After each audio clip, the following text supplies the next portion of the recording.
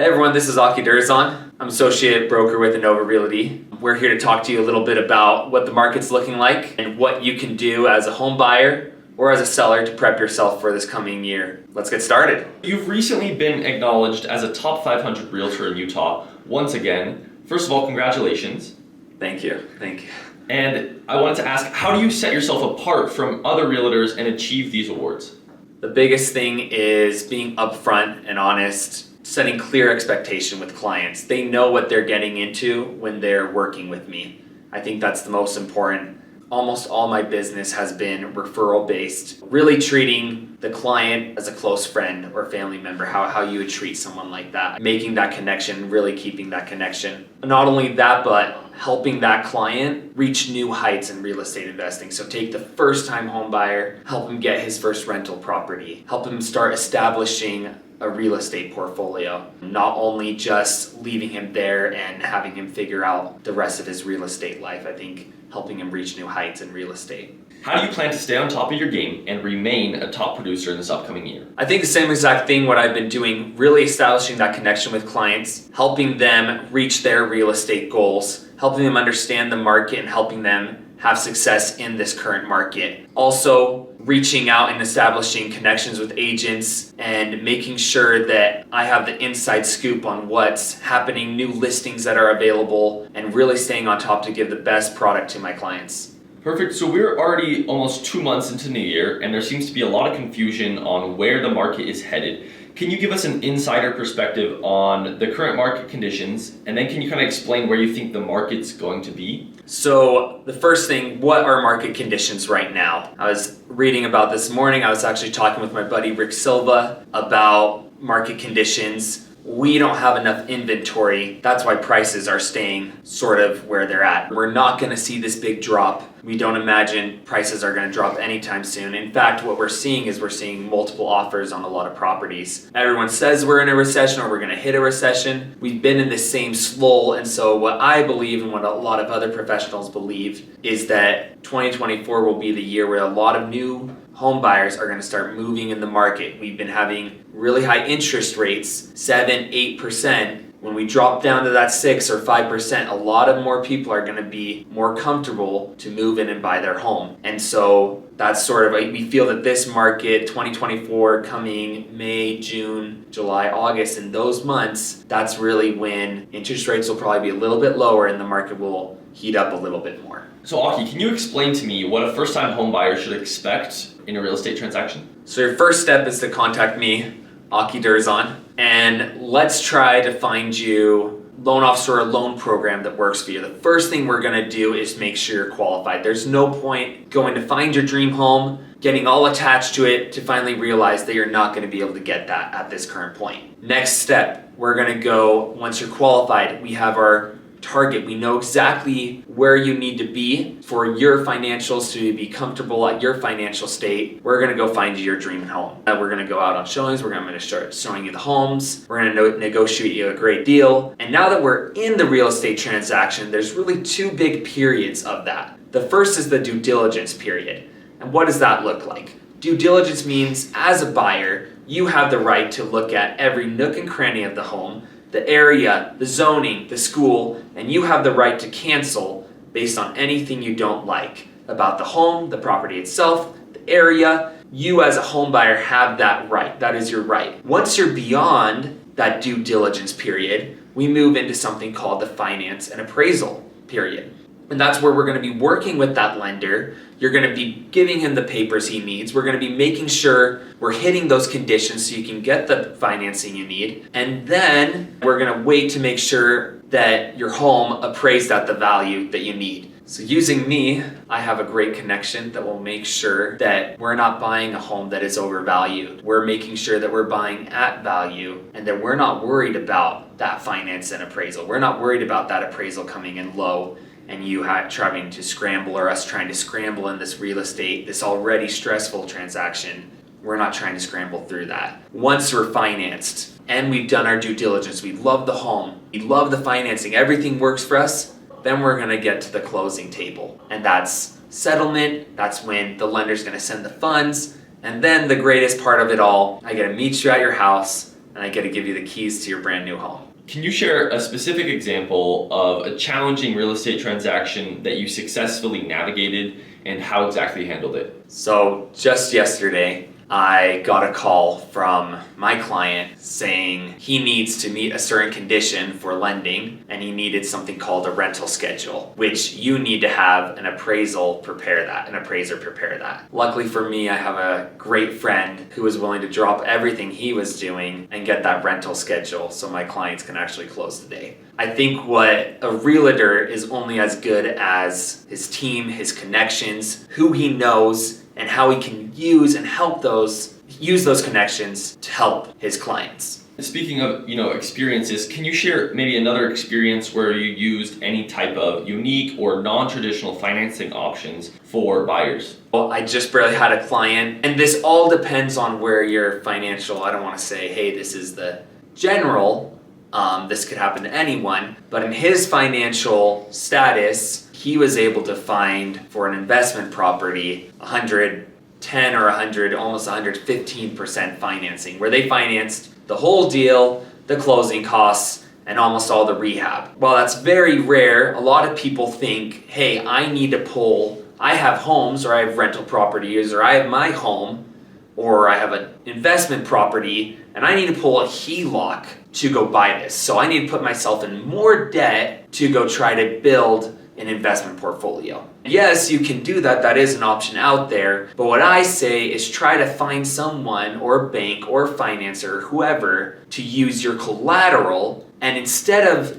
getting yourself into a monthly payment system, having them use your collateral just as that bank would use that collateral against you, but instead of having a monthly payment against you, using that collateral to actually help you buy, where they're lending against that, but they're not charging you on top of that an additional interest for your home that's already paid off. It doesn't make sense to try to make money by losing money. And that's what you're essentially doing if you're using your properties or your hard-earned investments and using banks to pull out on them. Unless you can get a good enough rate where it makes sense, but this person was able to use his collateral and they lent against that collateral.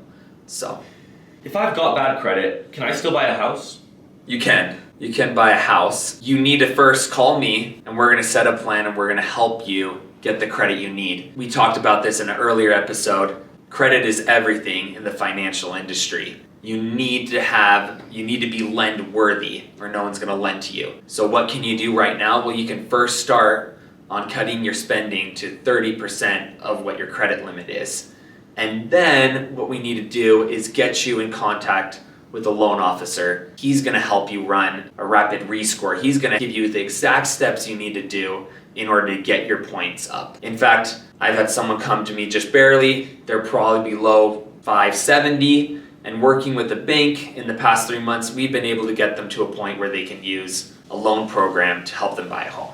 So you mentioned that credit can influence your terms and help you get better terms in a transaction. What are some other factors that can influence that? Your collateral, it's your down payment or what you're able to lend against, your capacity to actually have that monthly payment. If that monthly payment is to a certain point where you're gonna drown in your monthly payment each month, you're just trying to make ends meet just to pay your mortgage payment, naturally they're gonna be more hesitant to lend you. If you're making enough and you don't have enough debt against you, you're going to be in a better position and they're going to see you as a more worthy applicant, or they're going to want to lend to you. So collateral, which in this terms is your down payment, this is what you're bringing into the deal on a scale of what the bank is giving. And the less that the bank has to give, the more that they're willing to lend, the less risky you are to them. And so naturally your payment's gonna be lower, maybe a little lower interest rate. That's what you're going to see. I'm not saying that you can't buy with no money, you can come in with a deal with no money. There are programs available, and we'll get into one of those stories of how one of my clients was able to use one of those programs. But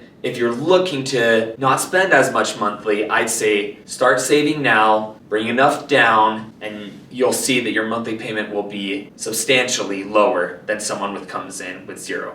Have you had any experiences with yourself or with clients where either you or your client didn't have a lot of money to put down, but you still went through with the transaction? Yeah, so actually, one we're working on right now who's going to be closing in about 10 days, we got him with a government program which was able to bring in his down payment, help him cover closing costs. In reality, my client probably only had to come out with $500. Now, I'm not saying you can actually have $500 in your bank account. The bank's going to want a little bit more in there, but there are programs available for people with zero down or people who work well, work as hard, have good finances, make enough, and work hard enough that the banks will still lend to them having zero collateral on their part. What are some good ways to learn about real estate investing? Come talk to me. I'm always happy to talk about my passion, real estate, and how people can be self-reliant through real estate investing. That is one of my dreams. Before you go and use this crazy finance or talk to someone that your brother or your uncle or whoever knows, saying, oh, they'll lend you the money, come talk to me and let's make sure you're at a point in your life where you're financially stable enough or you're ready to take this step. Everyone can be a real estate investor. It's not this elite group. It's not this thing that's so far out there. Everyone can do it. Now, there's certain steps you need to take, and there's always inherent risk involved. However, you can still become a real estate investor. Perfect. So people say that you need a deposit for a home. What does that entail exactly? So we call that deposit earnest money, which earnest money at the very end of the deal will be applied to something called closing costs. That's all your fees, everything else, your loan costs, your title costs, all the costs entailed, and your down payment. When you come to work with me, I'd like to make sure you have some sort of collateral or something to show, hey, I am interested in this home, that I'm willing to put up this money. And if you want to learn how we protect that money, there's certain periods of the transaction that I explained. And you're going to put forth this money. You're going to say, seller, I love your home so much, I'm going to put $5,000 down towards your home right now. We're going to hold that in a place. And if for some reason after I spend 20 or 25 days and I wasted technically your time, you can keep that. But seller, I'm going to give this money and I want my time to check if the home's at value, if I like the home, if I like the area of the home. This is earnest money. This is you're showing the seller, I like this property, I want to move forward with it. Now, I've never, personally I can say, I'm proud to say I've never lost or put in jeopardy one of my clients' earnest money. I value your hard-earned savings. I would never do anything to risk that. And that's part of why you need an experienced agent and why you should use a realtor and someone who knows his way in and out of the real estate transaction to make sure that earnest money, your hard savings, that deposit is protected. So you would say that using a realtor when investing in real estate is important? Using a realtor is incredibly important. You have someone who knows the market, who deals with it on a daily basis, and who sees the pitfalls that a lot of the public don't even know about. What could go wrong? I could go on for days of experiences and things that I have heard when people got themselves especially into an investing project without a realtor, without someone who has experience in that. You're really just asking for problems at that point. Do you have any examples of that maybe, where you've seen people do that? No, yeah, completely. There have been times, and it's very sad, I've had to have a client put a loan against their home just so they could come in to bring enough money for the money they lost in a real estate investment. It breaks my heart to see people wanting to progress in real estate and wanting to make a difference in their real estate portfolio and not involving an expert, not involving someone who has done it themselves, who has done it hundreds of times, who knows what to look out for, to in the end sitting at that closing table with that person and feeling so bad because instead of financial freedom, they just acquired more debt.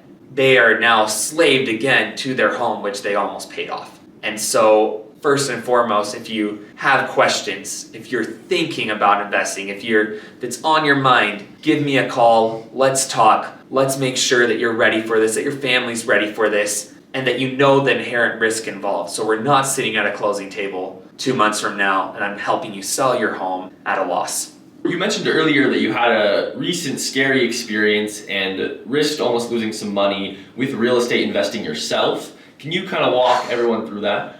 Yes, of course. And this is why it's so important to use a realtor. Use someone who has experience, who has connections, and who's able to navigate the pitfalls, because I myself almost lost $20,000, and thanks to my experience and the connections that I have, I was able to make it work. The story began as a week ago, Friday, I woke up, I saw this incredible deal, too good to be true almost, where I knew that, hey, this could make incredible ROI for me. I decided at that moment, I sent $20,000 earnest money, hard upon acceptance. Didn't even go see the property because it was a lot in a home, and I knew that the value was already there. I ran my numbers. I'm familiar with that market. I said, let's go for it. And maybe this is a bad example. You should always have financing, but me, myself, I knew I could make it work. Come Monday morning, I found my friend. He was a good buddy of mine. He said, yeah, I'll lend to you. Everything's good. We'll make it work.